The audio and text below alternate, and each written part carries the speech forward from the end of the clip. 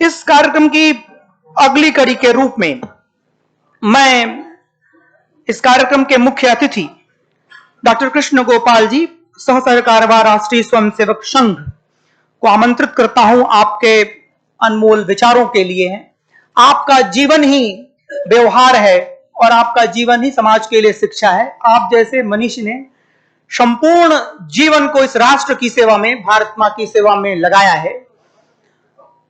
आप इस युवा पीढ़ी और इस देश के भविष्य निर्माण में निरंतर रत हैं। साधक सभी को मेरा प्रणाम। मंच पर इतने वरिष्ठ और इतने विद्वान परम आदरणीय लोग बैठे हैं कि उनके सामने बोलने में संकोच होता है।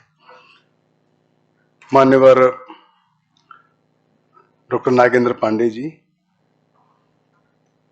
प्रोफेसर हृदय रंजन जी, professor Chandramouli Upadhyay ji, professor Kamlesh Jha ji, professor के वी सुब्बारायडू जी, श्रीमान डॉक्टर उपेंद्र जी और इस विद्वत सभागृह में उपस्थित परम आदरणीय विद्वज्जनों, आदरणीय बहनों, अपना ये संस्थान तो पूज्य मालवीय जी के समय से है और ये नए नए आयाम इसमें खड़े हों, ये युग की समय की आवश्यकता है। भारत का जो वैचारिक, आध्यात्मिक और सांस्कृतिक मूल है वो वेद है। समय समय पर उसके युगानुकूल व्याख्या चाहिए। परंपरा से हमारे इस वैदिक वांग्मय को, साहित्य को हम लोग मुखस्थ करके, हृदयंगम करके नीचे लाते चले जाते हैं। बड़े परिश्रम से, साधना से हमारे जो वेद पाठी लोग होते हैं, इन दसियों हजार ऋचाओं, मंत्रों को भिन्न भिन्न पद्धति से स्मरण करके संभाल करके रखते हैं। विश्व में यह अनोखी पद्धति है और इसके कारण से ये सारे वेद मंत्र, ऋचाएं, सूक्त किसी भी प्रकार के दोष से मुक्त रहते हुए पीढ़ी दर पीढ़ी आगे बढ़ते हैं। एक कठिन साधना करता हुआ यह देश, हजारों लाखों लोग सभी प्रकार के भौतिक आकर्षण सुविधाओं से दूर रहकर इस साधना में रहते हैं। लेकिन समय की मांग रहती है, एक समय की मांग रहती है, कोई भी चीज हो, कोई भी दर्शन, विचार, ग्रंथ, परंपरा हो, वो युगानुकूल हो तो युग उसको अपने आप स्वीकार कर लेता है। आज मेरे सामने एक पुस्तक है, मेरे को मालूम नहीं, मैं तो केवल ये सोचकर आधा घंटा इस विभाग को देखूंगा, मेरी 3 बजे एक बैठक है, तो मेरे को ये कल्पना में भी नहीं था मेरे को यहां ऐसे बैठना पड़ेगा और ये वक्ता करके खड़ा कर देंगे, ऐसा मेरी कल्पना में नहीं था। लेकिन विद्वान और वरिष्ठ जनों का जैसा निर्देश, तो एक पुस्तक है वैदिक tradition of law and legal system. मैं एक 5 मिनट इस पर बोलता हूं बस, फिर आगे एक दूसरा विषय ऐसा बोलता हूं। भारत की एक वैदिक परंपरा है, भारत का एक न्याय का एक दर्शन है, पश्चिमी जगत का न्याय का एक भिन्न दर्शन है। उनका फिलॉसफी जो है न्याय की, लॉ की, जूरिस्प्रूडेंस की, अलग है। जो हमारे वैदिक विद्वान हैं उनसे हमारी अपेक्षा है कि जो इंडियन जुरिस्प्रूडेंस है, इंडियन लॉ है, लीगल सिस्टम है, पश्चिम का जो लीगल सिस्टम है और हमारा परंपरागत कुछ दर्शन है, इनका कंपैरेटिव स्टडी करना चाहिए। हर समाज का एक दर्शन होता है, हर समाज की एक परंपरा होती है, हर समाज की अपनी कुछ विशेषताएं होती हैं, कुछ मान्यताएं होती हैं, उसके आधार पर उसका सिस्टम विकसित होता है। अब मैं उदाहरण बताता हूं, पश्चिम में ये लॉ कहां से आया, पश्चिम के संविधान कैसे बने। तो पश्चिम में एक तरह की तानाशाही आ गई भिन्न भिन्न प्रकार से। वो पहले वो ट्राइब्स की तानाशाही आ गई, वो ग्रुप कबीला वो कब्जा कर लेता था, तो ग्रुप लीडर होता, उसी के सारे अधिकार होते थे, तो नीचे की जनता अधिकार के लिए लड़ती थी। आगे चल करके सारे अधिकार वो फिर चर्च में आ गए। जब चर्च में सारे अधिकार आ गए तो राजा भी चर्च के नीचे आ गया, राजा भी बेचारा छटपटाने लगा, तो राजा भी अपने अधिकार मांगता है, फिर राजा अलग हो गया। तो राजा अलग तो हो गया, राजा भी सारे अधिकार लेके बैठ गया। और पश्चिमी जगत में सारा जो कानून है उसका जो फाउंटेन हेड है, वो जहां से कानून निकलता है, लॉ जहां से बनता है, वो राजा है। तो मोनार्क जो है वो सॉवरेन है, मोनार्क जो है उसको कोई दंड नहीं दे सकता। अब देखिए बेसिक डिफरेंस, हमारी वैदिक परंपरा क्या कहती है, हमारी वैदिक परंपरा कहती है राजा को भी धर्म से चलना होगा। जो राजा का जो राज्याभिषेक होता था तो राजा कहता था अहम अदंड्योस्मि, अहम अदंड्योस्मि, मैं अदंड हूं, मेरे को कोई दंड नहीं। पीछे पुरोहित चलता था, वो पलाश का डंडा लेकर के उसके पीठ पर मारता, नहीं नहीं नहीं, धर्म दंड है तेरे ऊपर, तेरे ऊपर धर्म दंड है।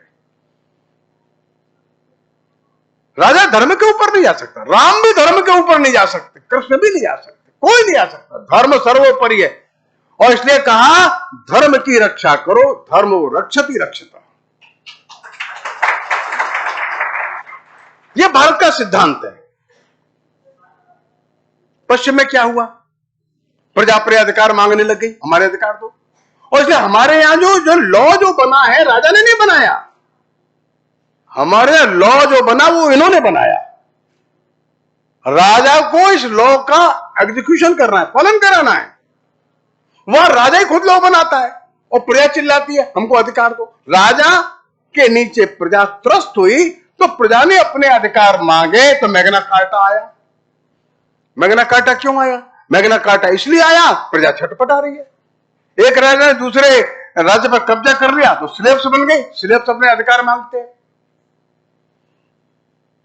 बाइबल कुछ कहती है, बाइबल जो कहती है उसके खिलाफ वैज्ञानिक खड़ा होता है, वैज्ञानिक को तो चर्च के हिसाब से चलना होता है, राजा चर्च के हिसाब से चलता है। और वैज्ञानिक कहता है कि ये धरती घूमती है और चर्च कहता है सूर्य घूमता है, झगड़ा होता है। तो गैलीलियो को मार पड़ती है, गैलीलियो भागता है बेचारा, ब्रूनो को जिंदा जला देते हैं, कोपरनिकस परेशान होता है। तो वैज्ञानिक अपना अधिकार मांगता है, ठीक है हमको अधिकार दो भाई, बोलने का अधिकार दो। भारत में ऐसा नहीं है, ध्यान रखिए आप, भारत में हर एक को अपना कहने का अधिकार है और सनातन अधिकार है। और कितना बड़ा अधिकार है भारत में, फ्रीडम ऑफ स्पीच जो है। चारवाक हिम्मत से कहता है भगवान नहीं होता, हम कहते हैं नहीं होता। चारवाक कहता है भगवान को हम नहीं मानते, खाओ पियो मौज करो, कर्जा ले लो चाहे, कौन पुनर्जन्म होता, फालतू बात करते पुनर्जन्म, कोई पुनर्जन्म नहीं होता है। और उसके इस कथन को भी हमने मान्यता दी और हिम्मत के साथ, सम्मान के साथ, विद फुल रिस्पेक्ट उसके ग्रंथ को सजा के लाइब्रेरी में रखा, आप भी पढ़ लीजिए। This is the freedom of speech जो भारत में सनातन है, जरूरत ही नहीं है इसके मांगने की। उन्होंने कहा महिलाओं में आत्मा नहीं होती, महिलाओं के कोई अधिकार नहीं। अब जब युग बढ़ा तो महिला अपने अधिकार मांगने लग गई, वुमेन्स राइट। पूंजीवाद बढ़ा तो मजदूर अपने अधिकार मांगने लगा, लेबर्स राइट। लोगों ने देखा बच्चे भी परेशान हो रहे, चिल्ड्रंस राइट, अब एनिमल्स राइट। पूरा का पूरा लॉ एंड जुरिस्प्रूडेंस जो है पश्चिमी जगत का, ये आधारित है अधिकारों की मांग पर। ध्यान रखिए। अब उल्टा आइए, हमारे किसी भी शास्त्र में, न वेद में, न उपनिषद में, न पुराण में, न गीता में अधिकार की चर्चा ही नहीं है।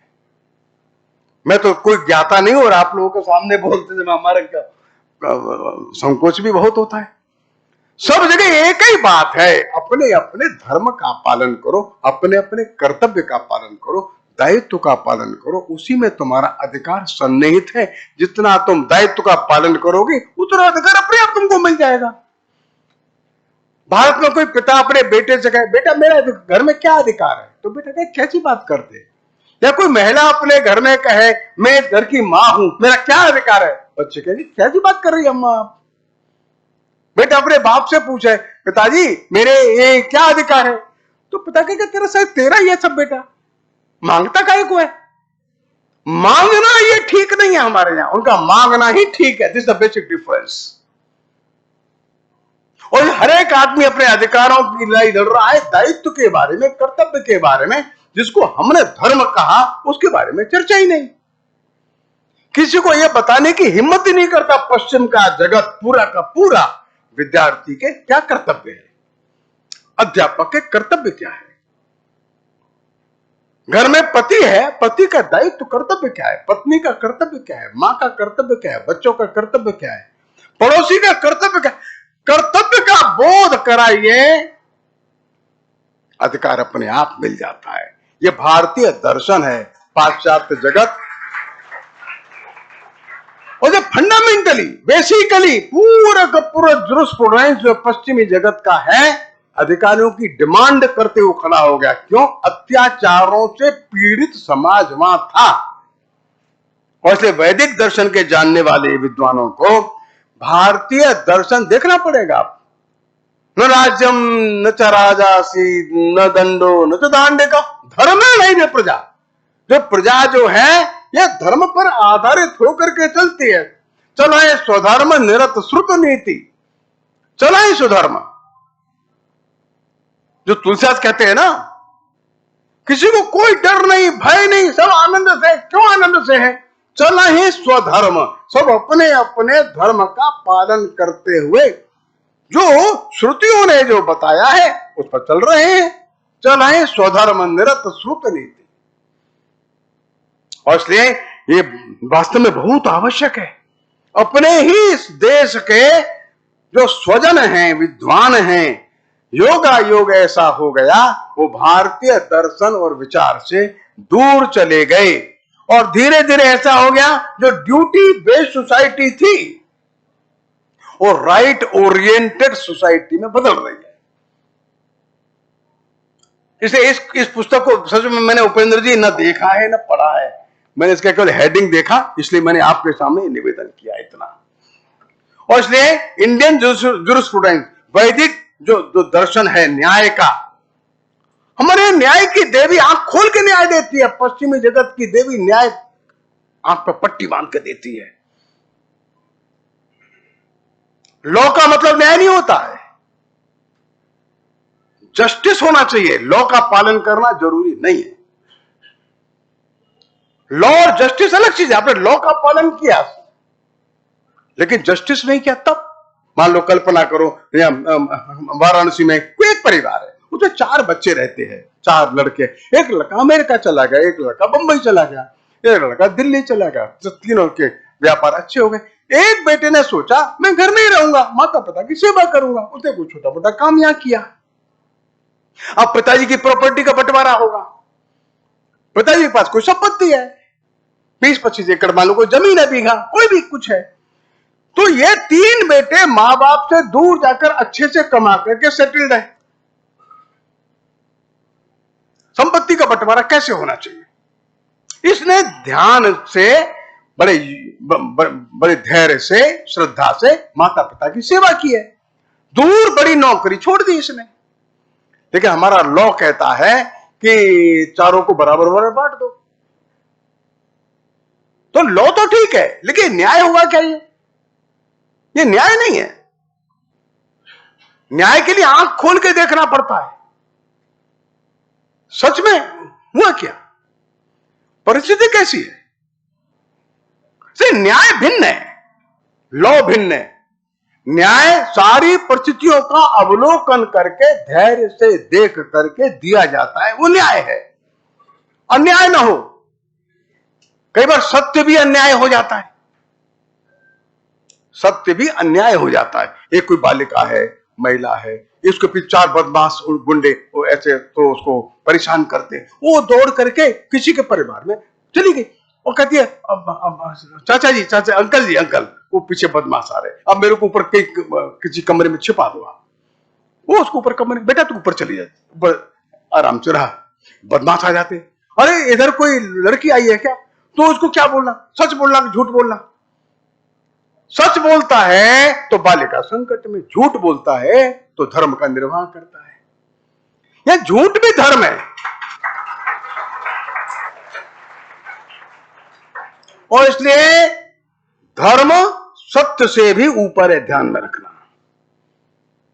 धर्म परमात्मा से भी ऊपर है, इसलिए कहा धर्म और रक्षते, सत्य और रक्षति नहीं बोला, सत्य की रक्षा करो ये नहीं कहा, धर्म और रक्षति, धर्म की रक्षा करो और स्वविवेक से काम लो कि सत्य है फिर भी योग्य है कि नहीं है, लॉ है योग्य है कि नहीं है।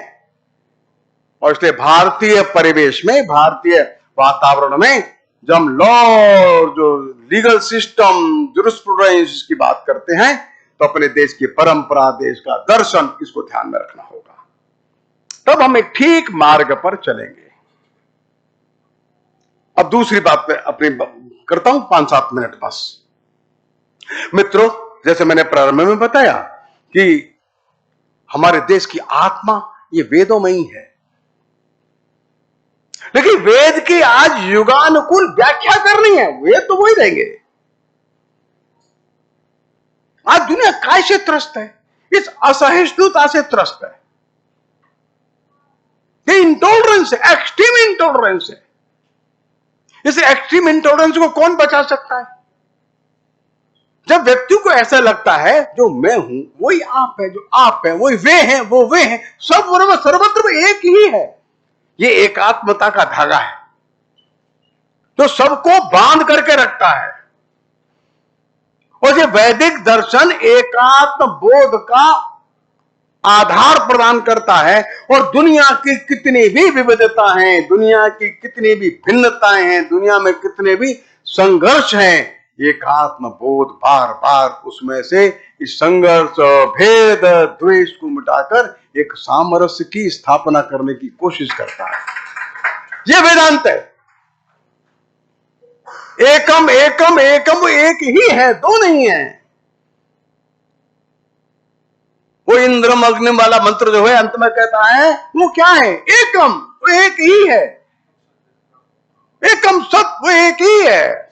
विप्रा बहुधा, ये वो जो वैदिक ऋषि था, ऋग्वेद का, उस वैदिक ऋषि का मन, बुद्धि और दूर तक की जो उसकी प्रज्ञा कितनी तीव्र होगी कि दुनिया के समस्त भेदों को, भेदभावों को, भिन्नताओं को, विविधताओं को, संघर्षों को समाप्त कर एक एकात्मक सृष्टि का निरंतर बोध कराने वाला मंत्र वो दे गया। वो कितना प्रज्ञावान ऋषि रहा होगा। एकम सत्य। आज भी भारत का कोई भी व्यक्ति जाता है, कहीं जाता है दुनिया में, चाहे विवेकानंद जाए, चाहे रामे तीर्थ जाए, चाहे ये हमारे प्रभुपाद स्वामी जाए, चाहे रामदेव बाबा जाए, ये मंत्र जरूर बोलते हैं। एकम सद्विप्रा बहुधा वदंती, वो एक ही है। हजारों लोग बोलिए, एक मंत्र सबको एक कर देता है। हमने कहा धरती जो है ये व्यापार नहीं है, ये धरती मां है। जैसे ही हमारे वैदिक ऋषि ने कहा माता भूमि पुत्रो अहम पृथिव्या, एक नई दृष्टि अपने को मिल गई। उस वैदिक ऋषि की गहराई कितनी होगी।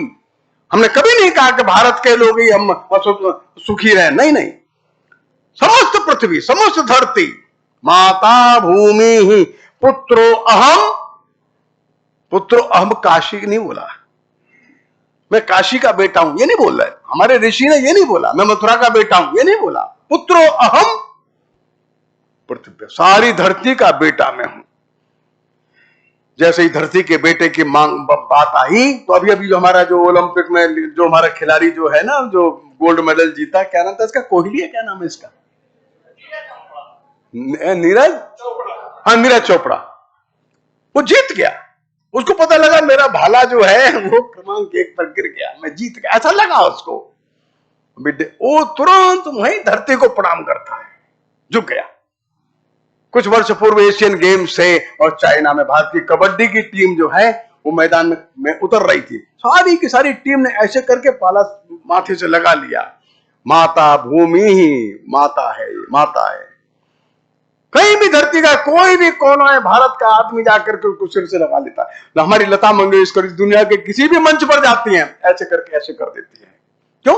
वो हमारे ऋषि ने वो सूक्त दिया है, वो दर्शन दिया है। और जैसे ये कहा तो धरती मां है, सारी नदियां पवित्र हो गई, सारे सरोवर के अंदर वही मातृ भाव हो गया, पर्वत के शिखर पवित्र हो गए, हर जीव और जंतु पवित्र हो गया, हर वृक्ष और लता ये सब पवित्र हो गए। सबके अंदर एक मां का भाव हमारे ऋषियों ने बैठाल दिया। कहना नहीं पड़ा नदी साफ करो, नदी को गंदा करना ही नहीं, क्योंकि माता का रूप है ये दर्शन है हमारा वैदिक ऋषि का। हमारे गंगा की सफाई करो, एसटीपी रख, अरे गंदा करा क्यों तुमने? ये तुम्हारी दृष्टि भ्रष्ट हुई क्यों थी तब? ये दर्शन नहीं था। और अभी भी मैकेनिकल चलता है, नदी साफ कर रही है इसलिए एसटीपी लगाओ। अरे इसकी अपनी धारणा पवित्र रखी थी हजारों वर्षों से। मुझको मालूम, हम छोटे छोटे थे, गंगा स्नान करके आते थे तो हमारी मां कहती थी गंदे कपड़े अलग रखो, यहां से गंगा जी में नहीं धोना तुमको। अलग टोकरी लेकर के हमारी मां जाती, धर्मशाला में आके कपड़े धोते थे हम लोग, अंडरवियर बनियान सब, गंगा जी मत डाल, अदर निकालो। अदा डांट कर, हमको समझ में नहीं आता था उस समय। अरे कपड़ा निचोड़ करके रखने में क्या लगता, नहीं मजा।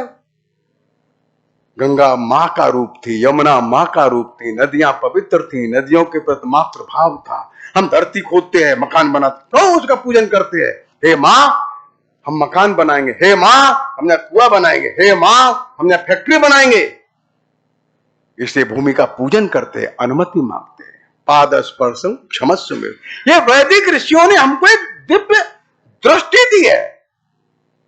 वैदिक विद्वानों से हमारी अपेक्षा है इन सूक्तों को निकाल कर दुनिया के सामने रखते हैं। और मैं पूरे विश्वास से कहता हूं हम वहां पहुंचे हुए हैं जहां की ये कल्पना भी नहीं कर सकते।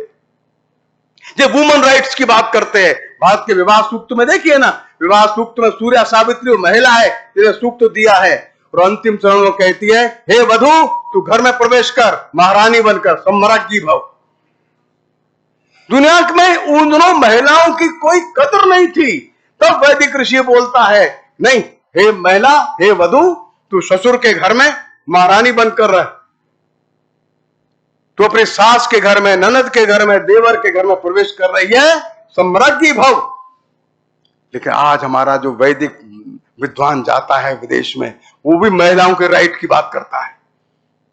जो वेद नहीं पढ़ा उसको तो छोड़ ही दो।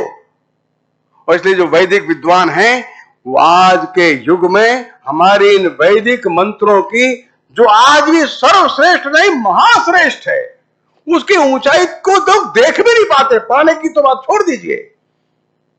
इन सूक्तों को युगानुकूल व्याख्या के साथ दुनिया के सामने रखे। हमने देखा है, हमारे ऋषियों ने क्या हमको दिया है, आज नहीं 10, 20, 25 हजार वर्ष पहले क्या दिया हमको, दुनिया आश्चर्यचकित हो जाएगी। सारी धरती परेशान है, कंजम्पशन कंजम्पशन कंजम्पशन मोर कंजम्पशन, सारी दुनिया इसी में परेशान हो गई। पश्चिमी जगत ने सिद्धांत दिया, अगर तुम इकोनॉमी की ग्रोथ चाहते हो, कंज्यूम मोर, ज्यादा कंज्यूम करो। नहीं, गलत बात। हमारे ऋषि ने कहा तेन तक तेन, छोड़ दो, निकाल दो, बहुत थोड़ा अपने पास रखो, एकदम नमम छोड़ दो उसको, बहुत थोड़ा रखो। मितव्ययी व्यक्ति का सम्मान इस देश में किया, ऋषियों ने वो बताया पाठ हमको। मितव्ययी, पश्चिम ने कहा भोग, कंज्यूम मोर, कंज्यूम मोर। अब परेशान है, धरती गर्म हो रही है, प्रदूषण बढ़ रहा है। और इसलिए इन सब सूक्तों की, इन मंत्रों की, इन वैदिक ऋचाओं की आज महिमा कम नहीं है बंधुओं। आज कंपैरेटिव स्टडी है, तुम वहां चले, हमारा ये दर्शन है। और इसलिए इन सूक्तों को दुनिया सिर झुका करके स्वीकार कर लेगी। इसलिए मेरा दूसरा आग्रह यह है, वैदिक विद्वान अच्छे प्रकार से अपने सूक्तों की, अपने ऋचाओं की, मंत्रों की अच्छी सुंदर व्याख्या करें, अंग्रेजी भी पढ़ें, सुंदरता के साथ अपने विषय को दुनिया के सामने रखें। दुनिया इसको ग्राह्य करने के लिए तत्पर है। नमस्कार।